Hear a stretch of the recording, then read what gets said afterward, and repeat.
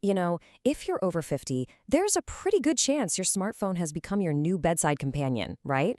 Whether you're catching up on news or just scrolling through family photos, that little late night glow is just, well, it's a modern reality. But have you ever stopped to wonder what that midnight scroll is actually doing to your health? In this explainer, we're going to break down the risks and give you a super simple safety guide to protect your well-being. I just love this term, the glow in the dark generation. It really paints a picture, doesn't it? That image of a face lit up by a screen in a totally dark room. And look, this isn't a judgment at all. It's just where we are. So the goal here is to understand this new reality so we can navigate it wisely. Here's how we're going to do it. All right, so here's our game plan. We'll start by digging into what it means to be the glow-in-the-dark gen and what all that blue light is doing to us. Then we'll cover the physical toll, some of which might surprise you, and the mental side of things. After that, we pivot completely to solutions, simple rules for safe scrolling, and a final 7-point checklist you can literally use tonight. Okay, first things first, let's just acknowledge that using your phone in bed is incredibly normal. For a lot of us, it's the only quiet time we get all day to connect with family, play a quick game, or finally read that article. This isn't about shaming the habit, not at all. It's about understanding it so we can manage its effects. Now, let's get into the science of it, because that light from your screen has a hidden biological impact. Even if you don't really feel it in the moment, trust me, your body is reacting, especially when it comes to two big things: your sleep and your vision. I find this concept of digital caffeine so fascinating. Here's the deal. As we get older, our natural production of melatonin, that's the sleep hormone, it already starts to decrease. So when you add in the blue light from a screen, it's literally like drinking a cup of coffee right before you want to go to sleep. It's telling your brain, hey, it's daytime, wake up, which makes falling asleep so much harder. Okay, I know this one sounds really alarming, but just stick with me for a second. Have you ever turned off your phone in the dark and, for a moment, felt like you couldn't see out of one of your eyes? If you have, you've actually experienced this. It's a real thing, documented and everything, called transient smartphone blindness. And while it's almost always harmless, it can cause a whole lot of unnecessary panic. So how does this even happen? Well, it's a really simple vision mismatch. Imagine you're lying on your side, the eye buried in the pillow. It's adapting to total darkness. Meanwhile, your other eye is wide open, staring at a bright screen, so it's adapting to light. Then, when you turn the screen off, your brain gets totally confused. One eye is ready for the dark, the other isn't, and for a second, it feels like you've gone blind in that eye. All right, so beyond sleep and vision, that nightly scrolling session puts a surprising amount of physical strain on our bodies. And we're not just talking about minor aches. We're talking about real, measurable forces on our neck, our hands, and even our head. 60 pounds. Just let that number sink in. What does it even mean? Well, that is the effective weight, the force your neck has to support when you tilt your head forward to look down at your phone. Now think about this. Your head normally weighs about 10 to 12 pounds. That incredible increase in pressure is what leads to a condition that doctors now call text neck. And all that pressure, it leads directly to these three really common problems.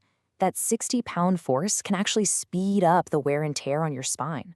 Meanwhile, that repetitive motion of scrolling can seriously aggravate arthritis in your thumbs, which is a super common issue after 50. And of course, if you're squinting to read tiny text in low light, you are basically setting yourself up for some nasty tension headaches. Now, this is a point that is so important, and honestly, it's almost always overlooked. The biggest physical danger from late-night phone use might not be neck pain. It could be something way more serious, the risk of a fall. So picture this scenario. Even staring at that bright little screen for, say, half an hour. Your pupils are tiny, totally adjusted to the light. Then you suddenly stand up to go to the bathroom. Your eyes are simply not ready for the darkness. And that makes it incredibly easy to trip over a rug or a pair of slippers, which, as we know, can lead to a really serious injury. Of course, it's not all bad. It's really important to have a balanced view here. The phone itself isn't the enemy. It's how we choose to use it that really determines its effect on our mental well-being, especially late at night. So, is it a friend or a foe? Well, on one hand, it can be a cognitive gym. Puzzles and word games are fantastic for the brain. It's a social lifeline that connects us to our loved ones. But on the other hand, it can be a huge source of anxiety. Doom scrolling through endless bad news keeps your brain on high alert. And late at night, when we're tired, our judgment is lower, and that makes us way more vulnerable to online scams. Okay, we have talked enough about the problems. Now let's flip the script and focus entirely on the solutions. These are simple, practical rules to help you get all the good stuff from your device while minimizing the risks. Because believe me, small changes can have a huge impact. This is something you can do right now, in less than a minute. First, go into your phone settings and just make the text bigger. This instantly reduces eye strain. Second, find the setting for night mode. Some phones call it eye comfort, and schedule it to turn on automatically at sunset. This warms up the screen color and cuts that digital caffeine. And finally, just manually slide that brightness down as low as it can go while still being comfortable to read. Easy. All right, let's talk about posture. The main goal here is to avoid that 60-pound head situation.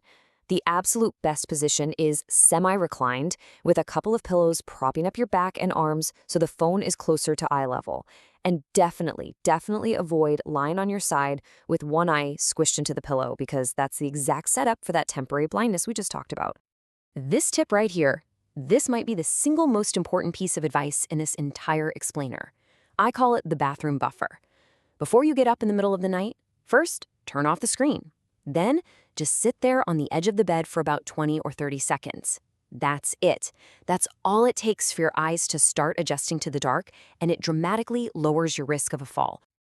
Here's a classic for a reason, the 20-20-20 rule. It's just a great little mental reminder to give your eyes a break. If you know you're going to be scrolling for a while, just try to pause every 20 minutes and look at something across the room or out the window for about 20 seconds. It lets those tiny focus muscles in your eyes just relax. Phew, we've covered a lot of ground. So to pull it all together and make it super easy to remember, here is your 7-point checklist. Think of it as the ultimate takeaway for safer, healthier scrolling. So let's just run through them one more time. The crucial points are: give yourself a 30-minute buffer before sleep. Adjust your light settings. Night mode and low brightness are your friends. Remember the 2-eye rule to avoid any panic. Watch that neck posture. Always use the bathroom buffer before you get up and walk. Choose content that calms you down, not winds you up. And finally, make that text size comfortable. It's really that simple. So as we wrap this up, the real question is for you. You absolutely don't have to give up your phone, but you can change your relationship with it, especially at night. So just think about it. Now that you have all this information, what's one small change you can make tonight to say goodnight to your phone in a healthier way?